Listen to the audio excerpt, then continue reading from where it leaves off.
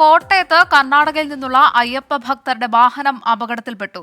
നിയന്ത്രണം വിട്ട ട്രാവലർ കലുങ്കിൽ ഇടിക്കുകയായിരുന്നു. 12 യാത്രക്കാരാണ് വാഹനത്തിൽ ഉണ്ടായിരുന്നത്. പരിക്കേറ്റവരെ കോട്ടയം മെഡിക്കൽ കോളേജിൽ പ്രവേശിപ്പിച്ചു. വിവരങ്ങളുമായി കോട്ടയത്ത് നിന്ന് ടോബി ജോൺസൺ ചേരുകയാണ്. ടോബി, എപ്പോഴായിരുന്നു അപകടം? പരിക്കേറ്റവരുടെ നില എങ്ങനെയാണ്?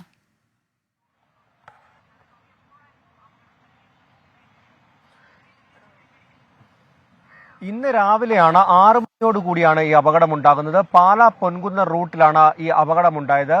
ശബരിമല ദർശനത്തിന് ശേഷം മടങ്ങി വരികയായിരുന്ന ഈ അയ്യപ്പ ഭക്തർ കർണാടകയിൽ നിന്നുള്ള അയ്യപ്പ ഭക്തരാണ്. അവർ സഞ്ചരിച്ചിരുന്ന ട്രാവൽ വാനാണ് ഈ കലുങ്കിൽ ഇടിച്ച് അപകടത്തിൽപ്പെട്ടത്. ഈ അപകടത്തെ തുടർന്ന് നാട്ടുകാർ ഉടൻ തന്നെ അവിടെ രക്ഷാപ്രവർത്തനം നടത്തി ഈ വാഹനം വെട്ടിപ്പൊളിച്ച് ആളുകളെ പുറത്തെടുത്തു.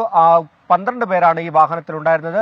കാര്യമായ പരിക്കുകളൊന്നും തന്നെയില്ല. ഒരാളുടെ കാലിന് ഗുരുതരമായിട്ട് പരിക്കേറ്റിട്ടുണ്ട്. എന്തായാലും ഈ പരിക്കേറ്റവരെല്ലാം തന്നെ ഇപ്പോൾ കോട്ടയം മെഡിക്കൽ കോളേജിലേക്ക് മാറ്റിയിട്ടുമുണ്ട്. ടോബി ജോൺസണാണ് കോട്ടയത്ത് നിന്ന് വാർത്തയുടെ വിശദാംശങ്ങൾ നൽകിയത്.